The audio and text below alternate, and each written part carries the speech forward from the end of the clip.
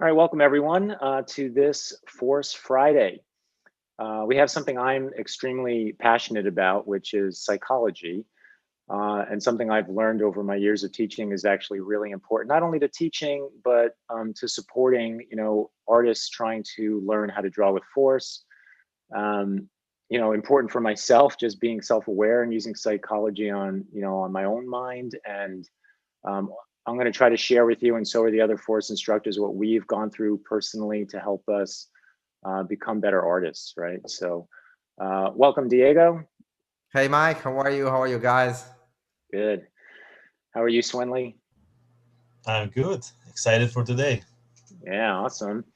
And last but not least, Mritunjay, how's it going?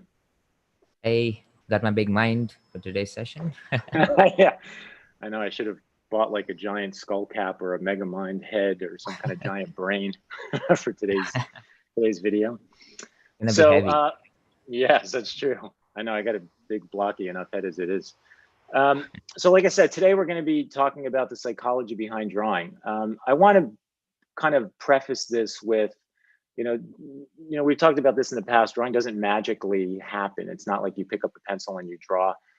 I've been in the position of understanding it looks like that.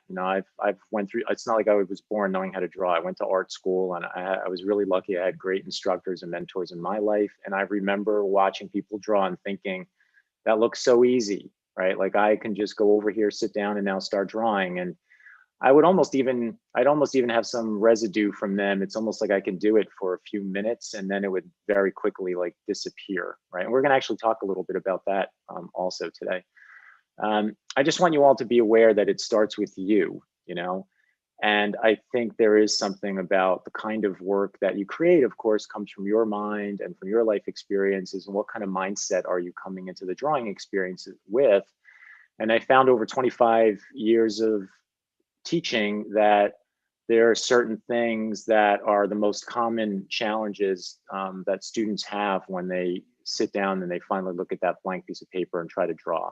In this case, drawing with with force and drawing the figure. But it really goes for any artistic endeavor. It doesn't matter if you're writing. It doesn't even have to be quote unquote artistic. It could be, you're building a new deck, like whatever it might be. There could be a lot of things blocking you from doing your best work. And we, meaning all of us force instructors, we want you guys to be in as best a mindset as possible to create the best kind of work possible. So with that all in mind, let's get started. I want to start with this. I have this quote in many of my force books. It's by an author named Richard Bach. He wrote, he's most known for a book called Jonathan Livingston Seagull, which I think came out in the late 70s. I mean, early 70s, late 60s. And it's a great book. It's a really very famous book. But there's another book that he wrote called Illusions. That's ILL, Illusions. I'm trying to remember the full title. It's like Illusions, the something of the forgotten Messiah or something like that. And I highly recommend this book. I have to say it's kind of mind bending. It's like it's a story about a guy who connects with this crop duster pilot, and the things he learns from the pilot. The pilot ends up like becoming the mentor. And I love books like that. I read quote unquote self-improvement or self-help books very often. I've read many books over my life. I've always been in the pursuit of how do I improve my own mind, right? My own headspace. I totally believe in that. I have nothing against the idea of people going to therapists. I think going to therapists is great. I think reading self-help books is great. I think part of my job as a human being on this planet is for me to become the best version of myself that I possibly can. And that is what I try to do with you guys when I'm teaching you. And that's what I try to do through my artwork. So, like I said, I bring up this quote. This quote came up for me when I was teaching at the School of Visual Arts in New York in the late 90s, because I found myself having debates with the students. They would tell me why they weren't learning. And from all the reading I'd already done and the mindset I had gotten myself into up at that age, I was in my late 20s.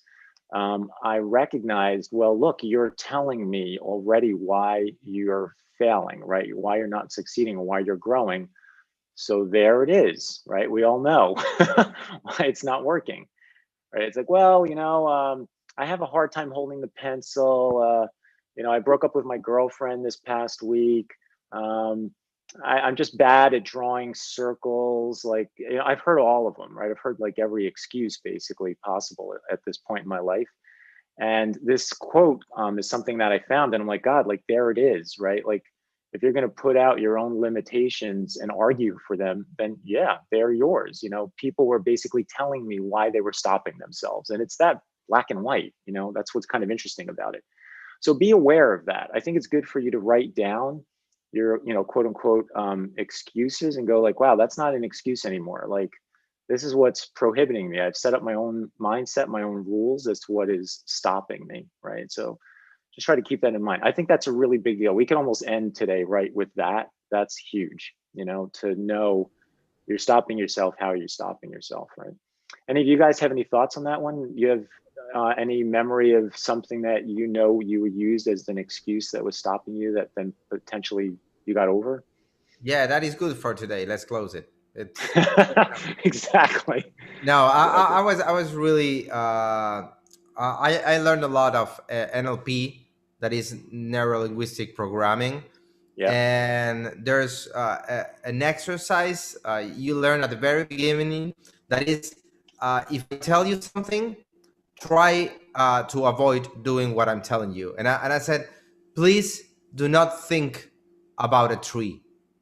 And it's impossible, because the moment I say tree, your mind goes there. So whenever you use the word no, or you use something negative in your phrase, that creates that your brain avoid that, ignore the no, and go straight to that negativity. So if you think, I want to start now, I cannot learn whatever, or please tomorrow do not rain, and you're thinking about the rain for tomorrow. Right. So there's an exercise to change the way you think from negative to positive, and it's a really good exercise during a week. You just do it during a week. You start thinking, what I'm thinking, oh, I'm thinking negative. What would be the positive quote of that? What would be the positive statement instead of the negative? And that's really make you aware the way you're thinking, that you're thinking negatively. And it's really an open mind exercise. You start realizing, oh, I'm thinking every day negatively, and Right. that is not helping. So here, if you think, oh, I cannot do this, I can, okay, you cannot do it.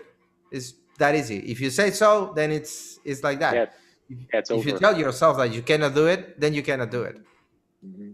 It's like a magnet, right? Like, it's just got a positive and a negative. And, does your mind have the flexibility to go through that flip of a switch, right? Like a switch, right? And I think it takes somebody of a flexible mind to be able to flip the switch. Anthony Robbins, right, was a huge like self-help speaker. And when I was in college in those years, in my early 20s or so, and I remember reading one of his books. There was a story that he said that always stuck with me, which is he was learning how to drive race cars, right, from like this top race car expert. And the race car driver said, I'm going to tell you this. And maybe in a way, it's almost like setting him up for it to happen. But he's like, what happens is when you're about to crash the car, what drivers do is you stare at the wall. And you don't want to stare at the wall, because that's where you're going to make the car go, right? Because you're going to hit the wall. So in those moments of total fear and terror, when you're going towards the wall, you got to look to the road, right? You got to look, I want to go that way, not at the wall. I need to ignore the wall. I got to look down the road. And you'll find by you doing that, your body is going to go into action to get the car to go where you want it to go. And it's the same thing with drawing. It's the same thing with anything else. To Diego's point, it's that switch. The negative is the wall and the positive is the road. And you have to have the ability to go, I'm going that way. I'm not going that way, right? Yeah, and it's that funny, really but drives it. yeah, sorry. It's funny because when you start listening to this kind of talk, you start, oh, this is so spiritual, so mambo jumbo, whatever, and Right. and it's more, it's subside that. It's just it's your brain. Yeah. I don't know if you read the book The Secret. I'm not agree 100% with that, but Yeah. there's a study that says that your brain does not distinguish between the thinking of some action and the action itself. If you're doing something and you're thinking about doing something, for your brain, the energy is happening, the thing that processing in the brain is exactly the same. So if you're thinking that you're like, for example, you're cold, you're dying of cold, and you start thinking about warm, your body will actually get the temperature higher. Right. And that's a fact. So this is more than just religion or spiritual or whatever. It's just your brain. It's something that happened. So also, as Mike was saying, it applies to drawing. If you're drawing and you say, oh, I cannot do this, my drawing is gonna suck, whatever, then your drawing is gonna suck. Right.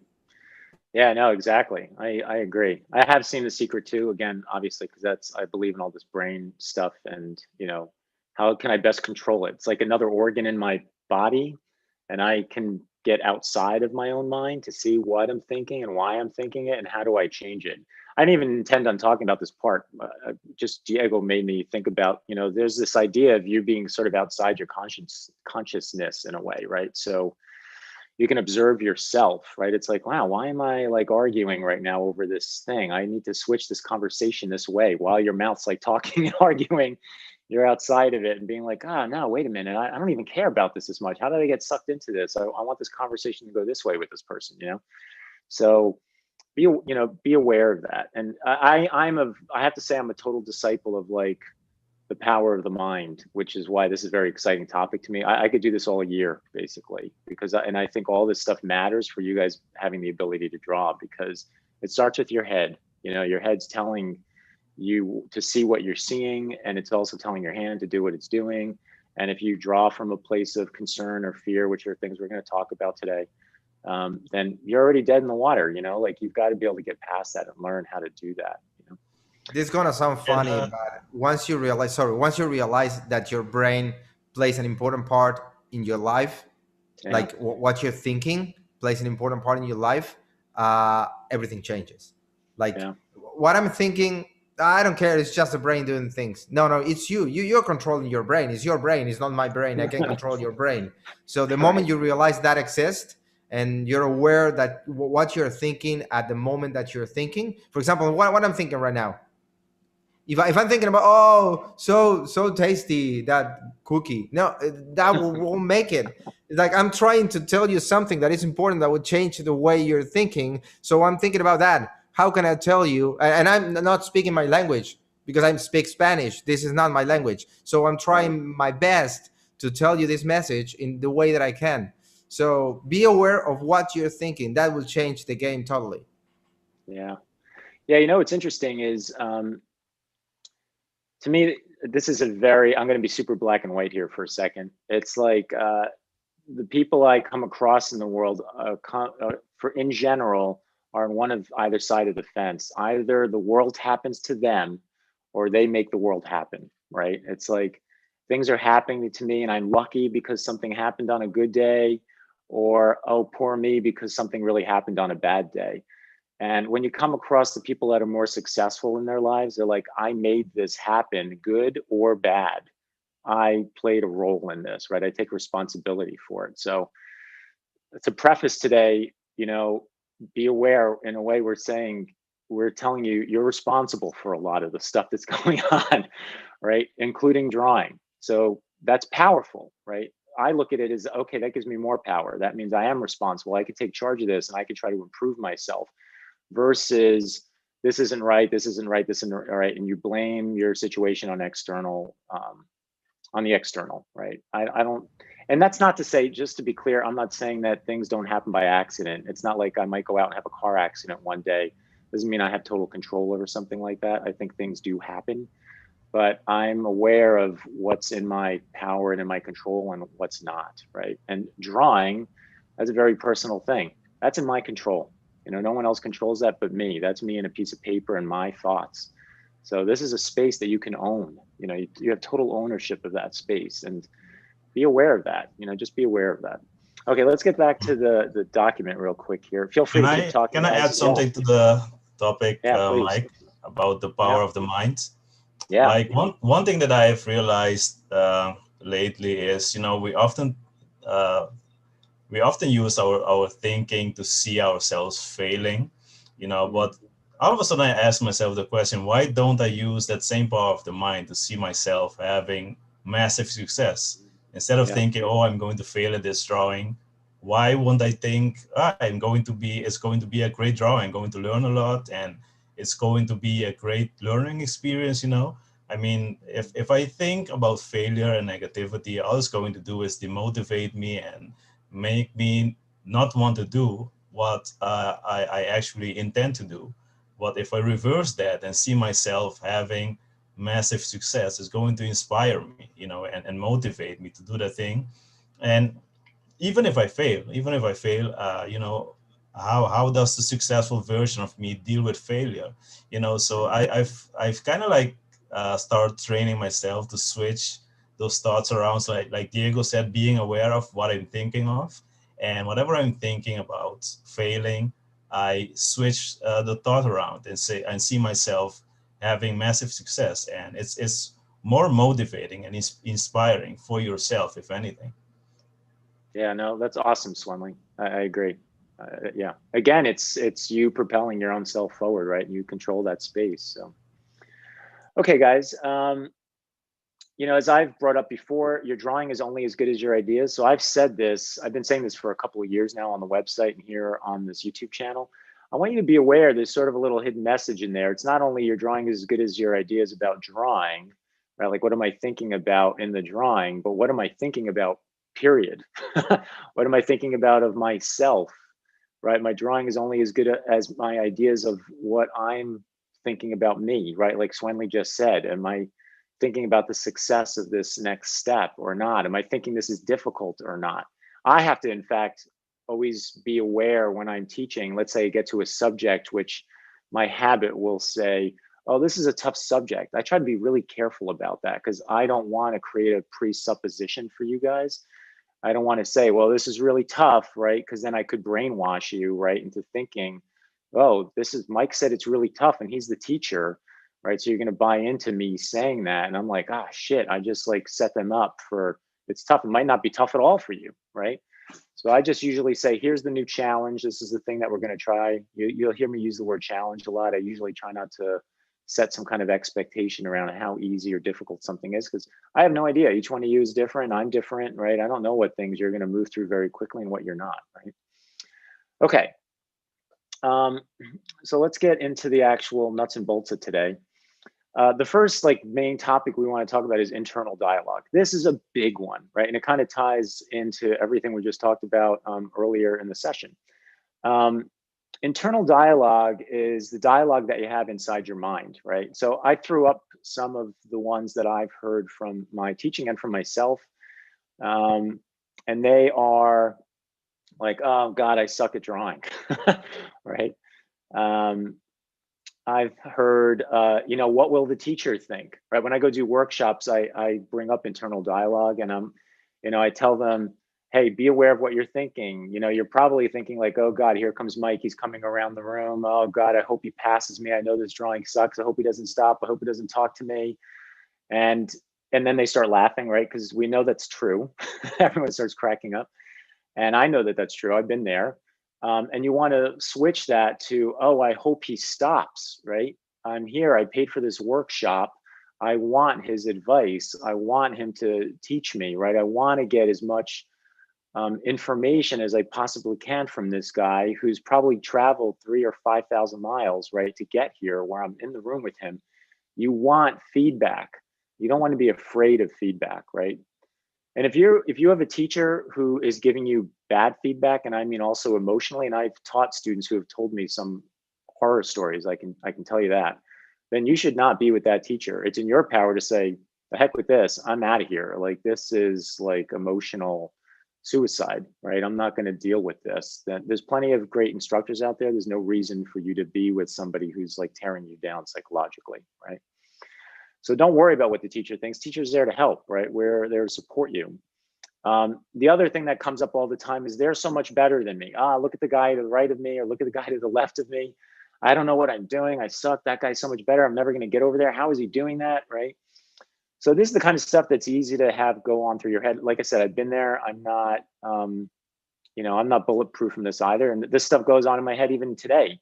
The difference is I'm aware of it, right? I'm aware. I pull that self where I'm outside myself. I could see me thinking something I don't think I should be thinking. And like Diego mentioned, you want to flip the switch, right? And try to bring it to something more positive, right?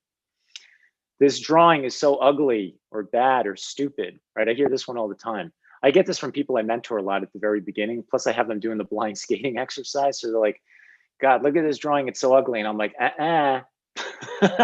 like, don't judge your drawing, right? That's an awesome drawing, right? And it's because the reason it's great is because you drew it through blindness. You're building up your confidence.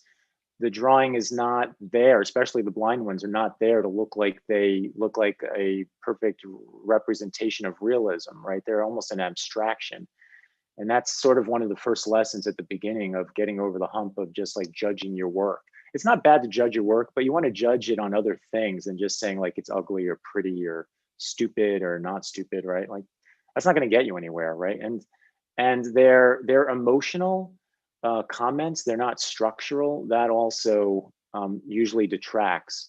You got to watch when you put out emotional statements and you're thinking like that, because they're usually negative, like Swenley was saying, not positive, and they're extremely detrimental, extremely detrimental. So you got to be really, really careful about what you're thinking.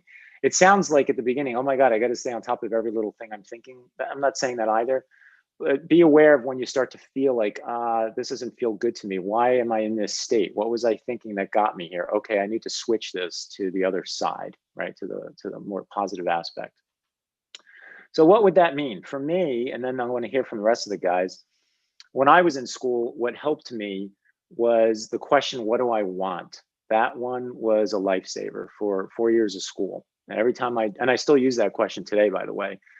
If I'm drawing and I have a blip of like blankness or fear or whatever, literally me asking, what do I want is my fast ticket out. I'm like, what do I want? I want more force over here. What do I want? I want to draw with more confidence. What do I want? I want this to be more exaggerated in this way. What do I want? I want more contrast. I want stronger angles, right? I'm talking to myself, and you'd be amazed by asking the question, what do I want? How your brain immediately goes, here's an answer, here's an answer, here's an answer. Like the answers start popping up if you can create that avenue of thought. What can I do to improve, right? I'm getting better, right? So just as right now you may have habits of brainwashing yourself negatively, you just need to create the new brainwash, right? What are the new questions I'm going to plug in? Beware when a bad one shows up, you're going to put it in with a flip of that. And you'll be amazed again as to how fast that starts changing your thought process. You guys have anything you want to jump in on there? Yeah. I'm taking notes. Okay, go use Return J. I was talking like 2 hours already. Yeah, so there's something, there's my experience, I don't say that it fits to everybody, but what Mike took, that pointer he bring, that, that he is so better than me, I want to just revolve around that and say something about my experience. So there's like a thought comes, the people are like, they were just looking at these awesome artworks on social medias, on Instagram, and they were like, oh my God, there's like so better at me, I cannot get there, even if I take like seven like 7 birds to. So and this is like literally the words which I've heard from even from my friends, and I'm not saying that I've never been a victim of it. I was just like still today, and I was like, my God, they're like so awesome. Am I able to get there? Because there's like something, this art is the human life is like so short. You cannot like master everything, but at least what we are practicing enough is you can get there. Okay, so it's like kind of like connected to the before topic, that we're talking about, that what you think is what you become. It's more like, what you eat is like what how you think is, right? So it's something like that. So this is like literally wording of one of my friends actually. It's like, I cannot get it, it doesn't matter how much I try. But for me, it's like I see them and I take it positively. There's like people saying on YouTube, and I don't know. Again, I say it doesn't really necessarily that it fits to you, but I really do compare myself, to other people. But the only change is that I don't take it negatively. So I was not like my friend who was saying like I cannot get there, even if I take like 7 birds. But for me, it's like, yeah, I can get there, if I practice enough. And this is just makes just I win like a war. Okay, I just the first thing that you go through is the war with your mind. Okay, and drawing and practicing comes after that. Okay, so the first thing and the most difficult thing I would say is like the war with your mind. Okay, so you want it just by saying that, yeah, I can do it. It's beautiful, that's masterful work. But the one who's doing that, the artist who is doing that, is at a place. Okay, he is at my place some point in his life. Okay, he's not just like taking birds, with a pencil on and just like drawing that or something like that, right? And people term it as a god gift, okay, which is like really really insulting to me, by the way. If you people want to know. So it's not god gift. They have worked enough, to earn that thing. They have earned it. Okay, so it's not just like something given to them. Okay, Right. so yeah, that's something. You guys want to add to that? Yeah, I just wanted to say, I think that the kind of war with the mind thing that you mentioned, underneath all of this is you have to learn, like, you have to believe in yourself. Basically, you have to know that you have the ability just as much as anybody else to become awesome at that particular thing, right? You have to have that. Like, I believed in myself enough to say, if I keep working at this, I know I'm going to figure it out. I know I'm going to get better. I just got to put in the time and the effort. I got to be smart about it, and I have the ability to do that. On a short story here, like, when I went to SVA and I was a senior, I tried to get into Disney animation, right? And I didn't get in the first time I tried. And I did everything that I had seen from prior students getting in. I basically was like mimicking the level of skill in that portfolio. I swore I was going to be a shoo-in to get in, and I didn't get in. And I graduated school and I was out for a year. Disney didn't come around for a whole 12 months again. So I had this year of belief system struggle, right? It was like this crazy year. I would go back and forth between, am I good enough? Can I make it, right? Do I have the skill to make this happen? It felt like a lottery ticket, right? It was like the $1 million lottery ticket was to try to get a job at Disney Animation. And this is the early 90s, right? We're talking, Little Mermaid, Beauty and the Beast, Aladdin, right? Like, this was an amazing lottery ticket just to try to get in there. And that year was me in constant struggle, 12 months of, am I capable or am I not capable, right? And I had to, some small part of me there was like this 15% piece that said, you can do it, right? So you all have to have at least some small portion of your being that's going to believe in yourself. Otherwise, you're not doing it at all. Right? So don't do it just for the sake of doing it. You got to believe that you're going to make it, and know that you've done it with other things. I don't care if it's learning how to walk, which you all probably do, or if you learned how to cook something. You're all smart enough. You have enough skill. You have enough talent to get there. You got to do in the work, put in the work, find the right instruction, find support, put in the time, learn, and you will get there. If the four of us can get there, there's nothing special about any one of us. Okay. It's Come us on, just yes. except for Diego. Except for Diego. Sorry, Diego. Sorry. but it's true. Like, I'm just like any one of you guys. The only difference, if any, is what we're trying to share with you today, and that is, we believe in ourselves. We've all had the battle with our own minds. Right? We've all had to struggle through the, oh my God, I'm not going to make it, to I am going to make it. Right? And that's the big shift, and you guys can do it too. So hopefully today you leave here with that level of inspiration and belief, right? You have to believe. You don't believe, it's already over, right? So be aware of that again. There's a quote, It's like Mike, maybe you can help me with point. it. It's like something, the grass is more green on the On the other side. neighborhood. Right. Yeah, grass is always greener on the other side. Yeah, and that's what happened to us like every day. If you scroll on Instagram, is oh come on, who is this guy? It happened to me with this guy down here. Yeah. Down here. This guy down here. Right. Who is this guy? This guy. Who's this guy?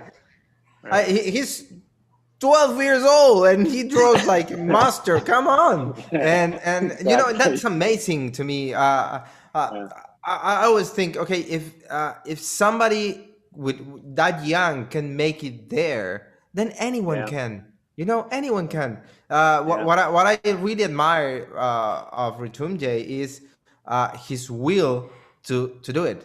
It doesn't matter what you say. Ritumjay, can you do this? Yes, of course. And he started drawing horses like all day long. And then you see that, and of course, it's God will that Ritunje can draw. No, it's Solte he's drawing. Of course, he's gonna make it. And that's my 2 cents about this subject. It's like, if you want to do something, you need to do it. You need to start. You're gonna suck. You know, every time the new students always come and say, "Oh, I want to learn force." Yeah, okay. How is it? Oh, but my drawing sucks. Yeah, you're here just one day. Well, Right. if that was that easy, then force drawing would be I don't know, a book. You just buy a book, and you're a force master. And it's not like that. It's not like that with force. It's not like that with anything. Just stand, get on a bike for the first time and ride a bike like you're the champion. Now you're gonna fall many times. And everything is the same. There's nothing that can magically. If something happens to you, you start drawing something and it looks awesome the first time, I'm sure the second time it's gonna suck. You cannot reproduce the same thing over and over again with mastery if you're not a master. And to be a master, there's no other way but to practice, to learn, and to keep learning forever. That's my 2 cents. It's like $1 or something. It's not 2 cents. But yeah.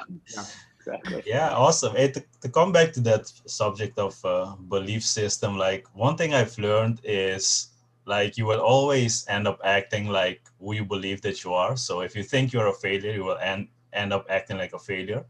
And so I've learned to be careful with labels, like labels that other people try to put on me, or labels that I put on myself, because it's so dangerous actually if you like accept all these labels, you know, oh, I'm a failure, or oh, I suck at perspective, or I suck at anatomy. You know, you put those labels, you're going to approach the drawing with the mindset of I suck at this, and guess what, you're going to suck. You know, so it's so important to be aware of to not accept just any label, you know, from yourself or from anybody else. Yeah, it's true. And Thank to add you, something to guys. that, sorry, you made me talk, and I can speak forever. To add something to what Swenley says, be also aware when you put that label outside. Like you tell people, "Oh, you know, I'm starting to learn how to draw, but I suck. I cannot learn. I don't know," because they're gonna help you. They're gonna help you suck. You know. Yeah, you suck. Yeah, you don't know how to draw. You draw, and every time they see you drawing, they're gonna start speaking like that, like you taught them. You taught them to speak to you like that. So if you don't respect yourself, nobody's going to respect you. If you don't respect your art, if you feel like you're gonna fail, they're gonna help you fail. They already try to help you fail. Every day it's gonna happen. The closer the people you have to your circle, the easier for them to help you fail. It's up to you to stand up. Nobody's a prophet in his land. Is that the quote? Mm-hmm. Yeah.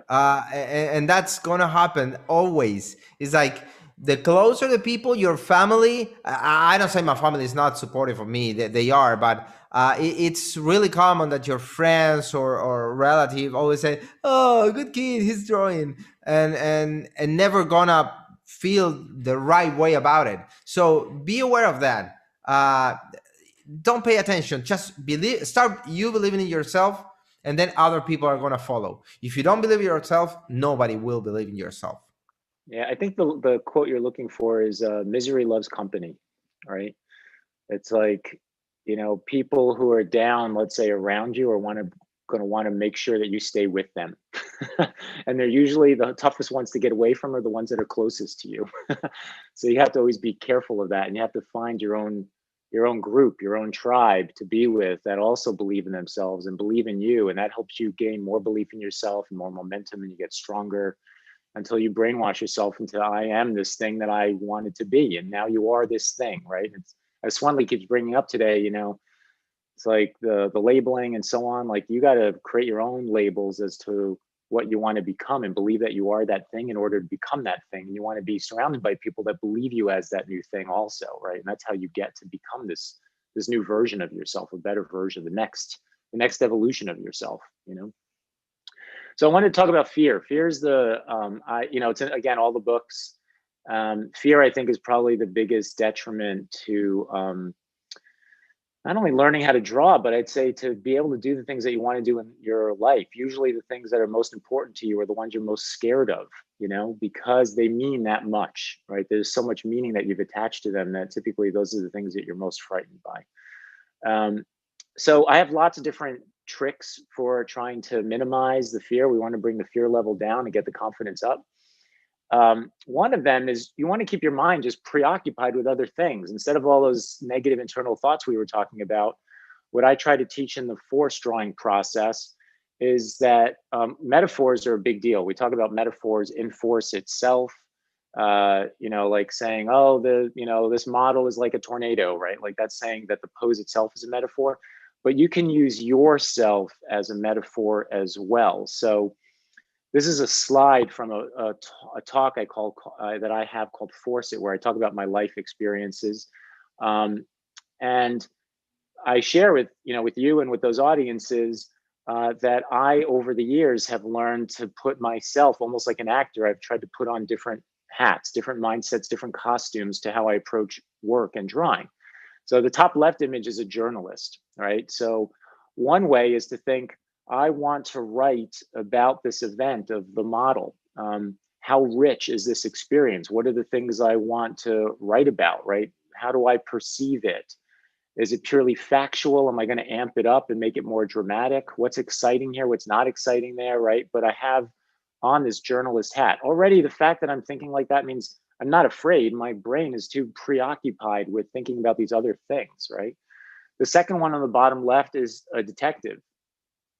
So just going out there and saying, I need to find force. I need to find the clues on the human body that will show me the answers, right? I need to try to get into the headspace of figuring this all out. That's one I use a lot. Even when I'm mentoring, I bring up the detective metaphor because I'm trying to show students how I see the clues that lead them to understanding how force works and that it even exists, right? Because it's kind of, in a weird way, it's like gravity. It's this abstract thing. We can all see that it's here.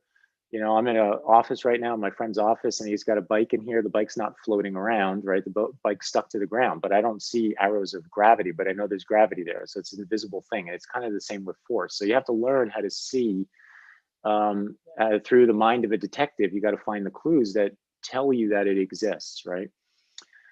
Last but not least, on the right, this one we discuss all the time on the site, and that's the scientist. That's how I got to the idea, for those of you that are on drawingforce.com, that's what led me to saying we're going to go through an iterative process, right? You're iterating. That means you're experimenting, right? It's like, here's this drawing. What's wrong with it? How do I make it better? I'm going to try again, and I'm going to try again, and I'm going to try again. The control group is reality, right? It's the model. It's the photograph of the model. And you are there to keep experimenting to try and figure out. Psychologically, this is such a powerful space to come from, right? Because there's no fear in that. You are curious, right? You're just curious, and you're using curiosity. All three of these jobs, quite honestly, are based on curiosity. And curiosity is a fast track out of fear. Just be curious, right? If you could stay on the curiosity track, then fear doesn't really have an opportunity to crawl its way in there. Just be curious about these things. Curious through being a journalist, curious through being the detective, or curious through being the scientist, right? Super huge. These have all been extremely beneficial, again, to me, and I share them with the students on the site. Get out of your own fear mindset and try to get into the head of one of these occupations to help you get out of it and get into a place of curiosity, right? You guys want to add anything to that? Yeah, this pile up with the previous thing. This is the moment when you start saying, "Okay, yes, I'm the best. I'm super artist, whatever." And now is the moment to bring your scientist, your detective, your journalist, and ask, "Are you really that good? Take a look, take a real look." And then you go downstairs. Okay, you don't want to be, "Oh, I'm super and never learn anymore because you're the best." No, now it's time to relax and investigate and see why this look good, why this look better, why this artist you feel attractive to that kind of art. What do you like about it? And why those drawings you feel that are better than yours. You start investigate that, and that's a fun part. I know I love that. I love understanding why I like something or what I don't, because you look at your drawing and say, "Oh, this drawing is bad, ugly, stupid, whatever you name your drawing." But why is that? Why are you judging your drawing and say that the drawing is stupid? Can you put that in words? Then that is the moment to investigate. Instead of saying, I cannot learn, is the moment you need to pile up those things like, okay, being here, I'm good, I'm going to learn. I don't like my drawings. Why I don't like them? And you start learning. That's a process of learning. Anything from the other, you guys, Swanley, Matunjay, before I move on? Yeah, sure. I would say one of the most valuable things I've learned from you, Mike, is to not be preoccupied with the beauty of the drawing, and creating perfect drawings, especially pressuring yourself that you have to create the perfect drawing right away. Like that's so much relief, to let go of that mindset and realize that it's okay if you have to redo it like 20 times. And actually, if you look at the professionals, man, it's no wonder that they've sometimes spent 4 or 5 years on a film, because you don't get it right in one time. There's so much iteration, so much work going on, and you're also working with a team, so you see this awesome character design on the screen, but it's not one person that created it most of the time. It's a team effort. So once you realize that it's all a process, and it's okay if you fail during that process, I think it's such a relief, and it frees your mind to create. Instead of all this fear loading up in your thinking and hindering you from using your mind's capacity to actually perform the task at hand. If once you let go of that fear, it's so relieving and so freeing to create. Yeah, I think it's you relieve your stress, right? It's like just less stress involved all of a sudden, right? Yeah. Yeah. Okay, let's see. Let's get back to Photoshop here. So anyway, in the end here, I just want you guys to be aware that there's opportunity for you to, come up with metaphors for yourself as to who you are when you're drawing, right? Okay, next one, your brain, right? So brainwashing. There's a great question on please. On the chat. It says, any advice for overcoming bias towards youth when starting an art journey later in life? So to me, there's no time. Whenever you're starting right there. If you're thinking you're too old or you're too young or you're too whatever, it's because you're comparing to others, and it doesn't matter. I'm 42. How old are you, Ritunjay? I am 21 right now. Okay, he's exactly half my age, Yeah. and he's at the same place that I am. And so, oh, I'm too old. Okay, guys, see you. No, that would be stupid, because he's him and I am me. So you are you. So if you think you start to draw at 70 years old, that's great. If you're 17 and you start there, that's awesome. You're gonna have more time, but it can take you until 70 to get what the other guy is learning. It doesn't matter. Every life is different. It's your life, it's my life, and if you enjoy drawing and you want to start at 60 years old, let's start there. Then you're gonna throw the towel because, oh no, I'm 40. it doesn't. I cannot do it. Yeah, like who I would, decided that anyway, right? Who said you have to start at 17 or at 50? I mean, that's what people made up, but who said that's right? I would even, to simplify this based on where we started today, I would say if you think you're too old, then you're right, you're too old, Yeah. right? I mean, it's that kind of simple again. Or if you say, you know what, I'm young enough to start right now, then well, guess what? You are young enough to start right now. Like, that's what's kind of crazy about this. It's, you are the creator of your world, and it's not, I'm not saying, I'm not ignorant of the fact that there is a world out there and you have to, work with companies and their perceptions and so on, but you got to start with yourself, right? So if you sabotage yourself right from the beginning and say, well, I'm too old, then all right, you're too old. It's over. I guess no one else is going to ever see your work and you're not going to move forward. And you've already made the decision. We can't change your mind. You have to be aware. And that's how insidious, honestly, this stuff is with your mind. Your brain will do a great job of really what it's trying to do is protect you from failure and fear and all those sort of bad emotions, is trying to make sure you're okay and you're safe. So you'll come up with stuff like, oh, I'm too old. Yeah, I'm too old. I can't handle this. Or I've learned this whole other approach. I don't think I could take on this new approach to drawing. I get that one all the time, right? It's like, I've been doing an atelier approach. I don't know. I can't draw force. I'm too old. I've been doing this other thing for too long. All right, I guess you're right. Move on. Next student, right? Because I know with that person, it's not going to work. It's just not. They're not in the right mindset. So you got to be aware. It starts with you, and then you become the contagion. Maybe a bad way of bringing it up right now with a virus around, but you become the contagion of infecting the people around you as to like them believing, oh yeah, this person is young enough. Age doesn't even come into it. Like you infect in that way, in a positive way, right? But that's got to start with you. The reason I bring up brainwashing is because what I used to do when I was in school, I knew by sophomore year, I only had 3 years of school left, right? And I was determined to become like the best drawer like the school had. Like that was one of my goals, right? And that's a brainwashing thing. I mean, it's so arrogant, right? But I was like, I'm going to be the best. I'm going to be better than the best student in each one of these classes. And as I did that and I got better than the best of the students, I'd be like, all right, I got to become better than the teacher. Like that was always my goal, right? And not in a negative way. It was just my own challenge to myself to help me. And I would brainwash myself into thinking that was even possible. I could have easily have been self-sabotaging and thought that's never possible. What am I going to art school for? Most artists end up getting jobs at Starbucks, or some coffee shop. Starbucks didn't exist back then. And that's easily what my frame of mind could have been. It wasn't that, right? Like I was driving all of that. So what I would do is I would always be thinking, I'm freaking awesome at this. Like I know what I'm doing, even though I didn't.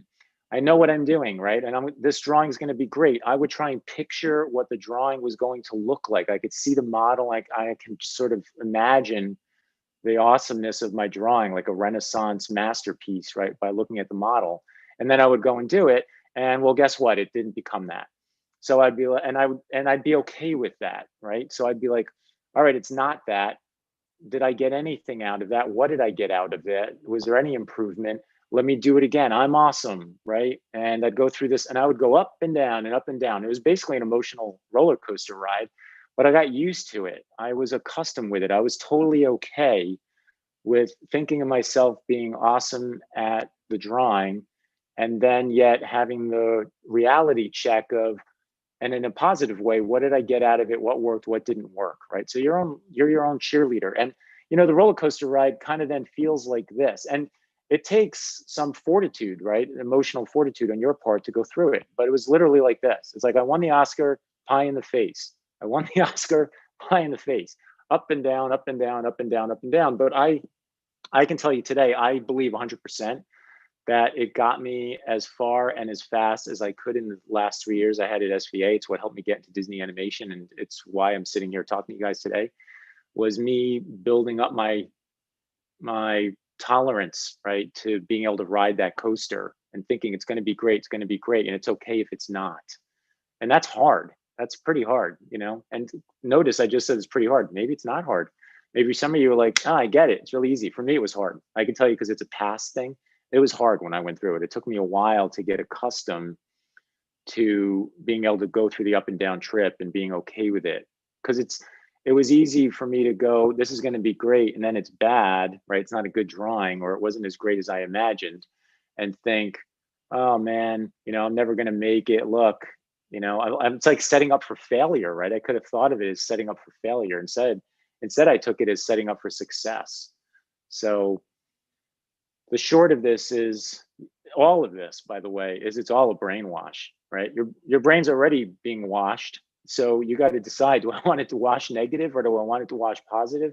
And am I going to help this organ called my brain help me get to what I want to get to, or am I going to help it make sure that it keeps me away from my goals, right? So it's all in your power, right? It's totally up to you. Anything you guys want to add?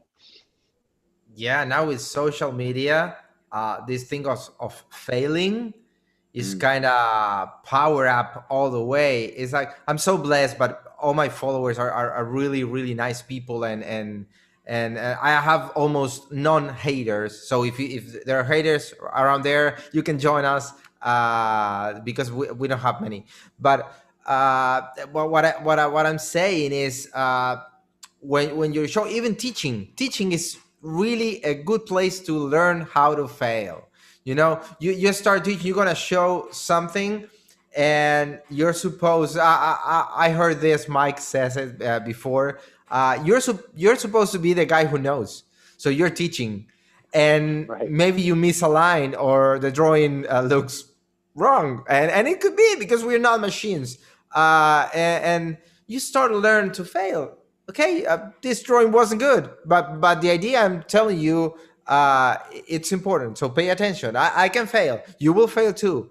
I fail already like 400 times, so I fail once in a while, but I keep failing. Everyone's failing. So think about it. When you start failing, see the fail as a process of learning. It's like Scott told me this, and it's an amazing thing. Fail is the first attempt in learning. Fail, first attempt in learning. And that's amazing, because it is. When you fail, you notice what is wrong. If you learn anything, try to teach it to somebody else, and you'll see how much you know about it. It's so easy. Try to replicate this same talk we just had. Like, try to talk 1 hour with people about this, and you'll see how oh yeah, it's something about being positive. What else? It's an hour. You gotta be able to speak 1 hour, as we just did, about a subject. So when you're learning how to draw, it's the same thing. You cannot read a book and just everything. You don't know anything. You just remember maybe 2-3 words of the book or concept, but you're gonna lost like 1,000 things. So failing is a good thing. I don't know how to explain this, but trust me, failing is a good thing. Well, like on Netflix right now, they have The Last Dance, right, which is Michael Jordan's story through the 90s. And somebody mentioned that show on a chat. Yeah, that's right. Like, I've talked to a lot of the people I mentor over the last, I watched it, and I've been bringing it up. And, people like Wayne Gretzky, who was one of the world's best hockey players in the US in like the 80s. And you got people like Michael Jordan. They always say the reason I'm successful is because I fail more than anybody else, right? So to Diego's point, like, failure is awesome. You want to fail because that's when you learn, right? If you're doing it right all the time, you might even think you're doing it right, but you don't know enough to know what's wrong, which means you're actually not learning, right? So you want to fail. You want to recognize failure. That gives you the opportunity to figure out how to make something better and improve, right? So these guys, top athletes and stuff, they're great at what they do because they put in the time and the practice, and there's lots of failure involved in that. And that's fine. That's okay, right? You want that. You want to fail. You want to fall on your face, and you want to have the ability to get up and move forward and learn from the failure. It's one thing to fail over and over with no learning. You want to see it as a learning opportunity, Yeah, we said before that trust yourself, be confident, but don't lie to yourself. Yeah. Don't lie to yourself. There's a moment where you say, "Yeah, I'm the best. I'm the best." No, relax. Okay, relax and start failing, and embrace it. You're gonna fail, and that's good. Yeah. So the next topic is the floodlight and the laser beam. This is again taken from my own diary. Right, when I was in school, I started paying attention to why I had days or hours or minutes that were more successful than others. Right, and one of the things this is again me stepping outside myself and trying to be self-aware, and I realized, wow, today I didn't do well, right? I was going to say terribly. I did terribly based on what I wanted, and I didn't get that. And it was typically because I was a floodlight. And what I mean by a floodlight was I wasn't focused. I could have been worried about money. I could have been, maybe I had an argument with my girlfriend, or I'm thinking about video games and the model. And the model is just one of like 3 or 4 or 5 other things going on in my head, right? Unfortunately, our brain is capable of doing that, right? It'd be great if our brain can only focus on one thing at a time, but it doesn't work like that. You actually do have the ability to juggle numerous things, right? Like when you take a shower, I know when I shower, I don't think about the shower. I think about my day. I'm not, the shower, all of a sudden you step out of the shower and you're finished. It's like it never even happened. So drawing's not like that. Drawing takes your focus, you really want to get in the zone. It's almost like meditation. You want to get in the zone. You don't want to have all these different things going on in your head. And the reason for this versus the opposite, which is the laser beam, this image, is that the more spread out you are in your thoughts, the slower you're going to move forward, right? As you narrow yourself down and your focus down, you move faster to your goal, right? So it's like juggling balls. You got 5 in the air, man, your brain is on all 5 things and it's trying to keep them all in the air. That progresses you, forward much more slowly than laser beaming, getting on like a motorcycle and just zipping to the next location, right? So just be aware, again, it's internal dialogue. It kind of goes to that again. Be aware of the thoughts you're having, if they're scattered or not. If you want to really do well on the thing you're focused on, you got to focus on that one thing. It doesn't matter if it's drawing the model, doesn't matter if you're taking a shower or going food shopping or driving somewhere. Focus on the job at hand. If you do that, you actually are a lot smarter and a lot more sensitive to the experience than you think you are. Usually we're not, because there's too many things going on. Give yourself the space and the mind space to focus, right? Anything you guys want to add? I think we said enough. Yeah. Okay, if anyone of you is crying right now, that's good. Okay, if you want to cry. It relaxes you. Okay, that's another thing. Crying. If you want to cry. Well, what's the problem with that? It's like going back to this floodlight or laser beam. A good example is when you're reading. I know this happened to everyone. You read a line and you go to the end, and then you go back and say, what did it say? And you read it again, and then you go back and say, I was completely distracted. And you go back and you do that like for 4 times until you realize, I'm not paying attention to what I'm reading. And that's the moment when you need to be aware that you're not paying attention to what you're doing. In drawing, it's not that consciously that you know that you're not paying attention. The thing that shows is in the paper. After when you look at the paper and you see that drawing, you say, oh, I wasn't paying attention. And that is like the laser beam. It's like, pay attention to what you're doing. That like Mike says, if you're going to take a shower, remember that you're going to take a shower. Take your glasses off. Because many times I went into the shower with my glasses on. I said, well, why is that? Right. Because I'm so used to having my glasses on. So there's so little tiny things that we are not aware of that we should be. And I don't know. I think we already, I talked enough for today. I'm going to drive you crazy any other way. This is Anything from, yeah. Sorry. One thing, just I want to add is you have to like pay attention to it, but you don't have to be like necessarily be stressful about it. Okay. Because if you're like stressful enough about it, you're just going to like ruin everything. So there's like a fine line between like paying attention to it and like staying relaxed at the same time.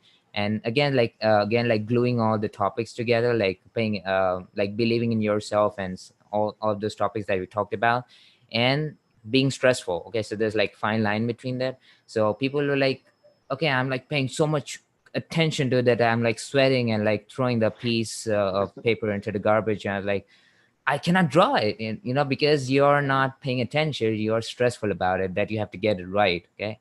So yeah, don't be stressful. Just pay attention to it. It's like, if I'm able to get my ideas down right on the paper, on the piece of paper, then you're going right. I mean, I don't have to get like bumps and details. People like, okay, if I'm just like doing like 2-minute drawing, I have to get like everything wrong, everything right, you know, every bump and details. That's what is masterful is all about. No, it's not like that. You have to be relaxed enough. You have to, yeah, you have to be relaxed enough to get yourself thinking that, yeah, in 2 minutes, you know, I can do this. You know, even like the best of best artists like can do this much in 2 minutes. You know, they cannot get like every bump in details. They cannot like shade it realistically in that minute.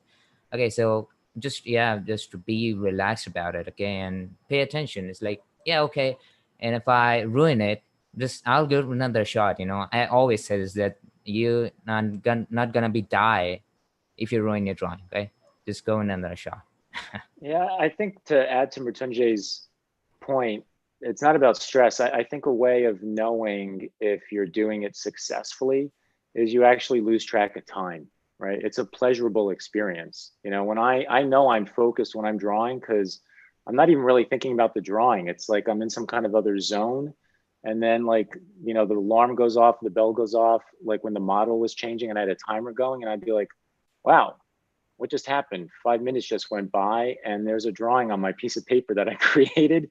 Like, where did that come from? Like, that's how much in the zone you can actually get. And you've all experienced this before. I'm sure you've all read a good book or listened to a podcast, or you could have been washing the dishes, whatever it is. But you're like, even when you're washing the dishes, you're not focusing on the dishes and you're thinking about something else, but you lose track of time because your mind's in that space.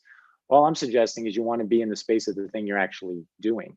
And that's a good thing, you know, like all of a sudden time goes by because you're enjoying yourself and you're in this, you know, it was called in the zone, right? When I was younger, it's been called in flow, right? There's been all kinds of different terms for really the same experience, right? All right, well, we're really out of time. I just want to close up with this last piece of advice for you guys. So, you know, what you want to have is you want to have the confidence to fail, right? The trick is to have the confidence to fail, right? And I was talking about the pie in the face and like doing great and pie in the face, doing great and pie in the face. To me, that is the ultimate confidence. To me, confidence is not someone being cocky. Confidence is that person is so confident in themselves that they're okay with falling all over the place because they know they're human and they'll learn and they'll get better at it, right? And you want to have the humility to know that you need to learn, right? And I bring this up with all the students I teach again. There's like this fine line, this sword, right? This double-edged sword in there, because if you're too confident and cocky, then you think you already know what you really don't know. And you actually, believe it or not, the more sort of cocky you become, the more fragile you become. That's not confidence, right? Because then you think you're great and you're like a statue of glass, right? One thing goes wrong, someone can just ping you the wrong way and you'll shatter. It's okay to get feedback from people. It's okay to fail. That's, to me, I've been around these kinds of people. I try to be this myself. To me, that's somebody of real confidence, right? So in closing, you know, we want to leave all of you with, you know, be brave, right? Be bold, right? That's the kind of headspace, the emotional space you want to be in. And in order to draw with force, you really kind of have to be in that space. Force is not a place for tentativeness. It's not a place of fear. I think great art, not even just force, but great art in general, comes from people who are brave and bold, you know, and have real confidence. Again, confidence to fail, right? And that's what makes their art great. So thank you, everyone. Thank you, guys, Diego, Mrityunjay, and Swenli for coming today. Yeah. You guys have anything? Exactly. We need to say something good. Yes, everyone talking at the same time now. Of course, people enjoy like, your weekend now. Now we could talk like 10 hours, but until this thing, but yeah, if you guys enjoy this kind of stuff, you know, and talk more about the psychology behind it, like I said, I can create a whole new channel on this. That's how much I love it. You know, we'll see how the video does, and you know, you guys can always email us with any kind of feedback. if you enjoy talking about the psychology of things. As Diego said, have a great weekend. Stay safe, of course. Go enjoy drawing, right? Put yourself into confidence and humility. You know, go watch this video again, take some notes, and try to use all the stuff that we've shared with you. We've all been there. Okay, all four of us have been where you guys have been. Every one of you is in different situations. One of us has been somewhere close to that, believe me. And we're all here sitting today, you know, holding these live sessions with you. Somebody mentioned outtakes. We don't have any outtakes. This is it. So if something goes crazy here, then it goes crazy right here. It's all live, right? And that's us, by the way, being confident enough to know if it goes wrong, we're okay with that, right? It takes all four of us to have the confidence to do that and come live to you. We're not pre-recorded, right? We don't have the chance to edit this stuff. We're putting ourselves out there in front of you with the confidence of knowing we're all okay if we fall on our face, right? It's all right. We're all human. So enjoy your weekends, guys. Thank you, Diego, Swenley, and Rotunje for your transparency and your humility. And I will see you guys next Friday. Take care, everyone. See you guys. Take care.